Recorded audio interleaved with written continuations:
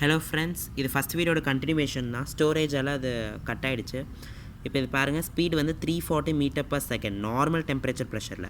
இங்கே 3 × 10⁸ metre per second, 8 zeros அவ்வளோ ஸ்பீடில் போகுது. ஓகேவா?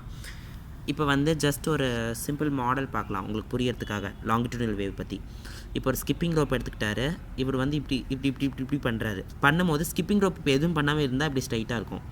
இப்படி இப்படி பண்ணால் அதோட பார்ட்டிகல்ஸ் என்ன ஆகுது? அப்படியே அது ஆட்டம்ஸ் இப்படி இப்படி இப்படி நான் வருது, வைப்ரேட் ஆகுது அந்த ஆட்டம்ஸ். அதனால் ஸ்கிப்பிங் பண்ணும்போது கூட, ஜம்ப் பண்ணும்போது கூட அந்த ஸ்கிப்பிங் ரோப்போட சவுண்டு கூட ஜின்னு கேட்கும். அப்போ அந்த சவுண்ட் எதால் வருது? Vibration of particles. Vibration of particles எப்படி பார்ட்டிகல்ஸ் வைப்ரேட் ஆகுதுன்னா, ஸ்கிப்பிங் ரோப் எப்படி இந்த டேரக்ஷனில் வைப்ரேட் ஆகுது, அதே மாதிரி இந்த பார்ட்டிகல்ஸ் இந்த டேரக்ஷனில் வைப்ரேட் ஆகுது. அதான் இந்த பாயிண்ட் சொல்கிறாங்க. Particles vibrate, wave propagation same direction. இந்த ஸ்கிப்பிங் ரோப்புக்கு இந்த டேரக்ஷனில் தானே இந்த ஸ்கிப்பிங் ரோப் கீழே இருந்தால் எப்படி இருக்குமோ அதுக்கு இந்த டேரக்ஷனில் தான் ஸ்கிப்பிங் ரோப் நவுத்துனா அப்படி வருது. ஸோ லாங்கிடியூடல் வேவ்னா என்ன சொன்னேன்? இப்படி இருந்தால் லாங்கிடியூடல் வேவ், இப்படி இருந்தால் ட்ரான்ஸ்வர்ஸ் வேவ். இப்போ இந்த ஸ்கிப்பிங் ரோப்புக்கு இப்படி தானே வந்து இந்த வேவ் வருது. ஸோ இது என்னது? Longitudinal wave. புரியுதா? இது ரொம்ப ப்ரெஷராக இருந்தால் ஒட்டி ஒட்டி வரும், கம்ப்ரெஷன். ரொம்ப ப்ரெஷர் கம்மியாக இருந்தால் ரேர் ஃப்ராக்ஷன். ஓகேவா? ஸோ இந்த வீடியோவில்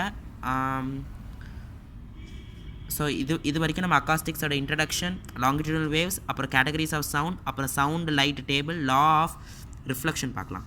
இப்போ லா ஆஃப் ரிஃப்ளெக்ஷன்னா, லைட்டுக்கு ரிஃப்ளெக்ஷன், லா ஆஃப் ரிஃப்ளெக்ஷன் எப்படி படிச்சிங்க? லைட் வந்து இப்படி இல்லை, இன்சிடென்ட் ரே, ஒரு லைட்டை விடுறீங்க, அது அப்படியே வந்து அதே ஆங்கிளில் தான் வந்து ரிஃப்ளெக்டும் ஆகுது.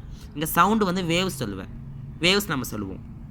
இன்சிடென்ட் வேவ் அப்படியே அந்த செவுத்தில் பட்டு அப்படியே ரிஃப்ளெக்ட் ஆகுது, ரிஃப்ளெக்ட் ஆகி நம்ம காதில் வருது, எக்கோ மாதிரி.